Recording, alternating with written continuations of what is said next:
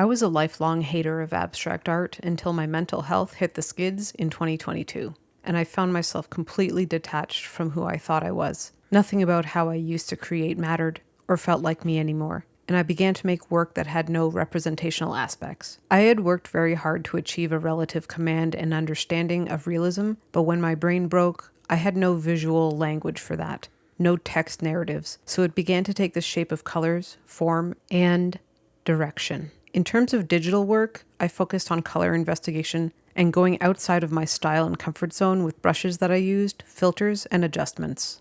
A motif appeared to me through these explorations. I kept being drawn to create these solid forms that were kind of opaque, but breaking and leaking, something within it being pulled down and draining slowly. Having found Procreate being lacking in the oil brush department, I switched programs, and here is where I really got to play with the types of textures that I was able to achieve in traditional painting. So in Fresco, if you really want to dive deep into the oil or watercolor brushes, it's going to be filed under the live brushes. So here we start our selection just with some pink, and the harder I press, of course, the more opacity I have, and if I have a lighter touch, it's more of a scumbling. So as I continue to add paint upon it, you're going to be able to see those little divots, like impressions that the paint would make possibly in real life if I were to use the same amount of pressure. This is what I really love about Fresco, is just being able to watch the ridges of paint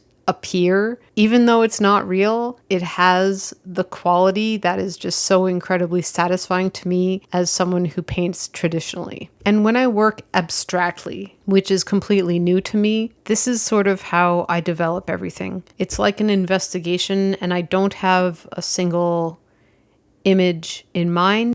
By and large, I tend to like mixer brushes that have a fidelity to the brush set that I'm already using, so it has a unifying quality to it. And of course, you can mix with any hue of a brush, but what you can also do is you can take the saturation of that color all the way down so that essentially you just have a blank blender, and then the colors on the canvas are just going to mix together as is without interference of another color coming on top.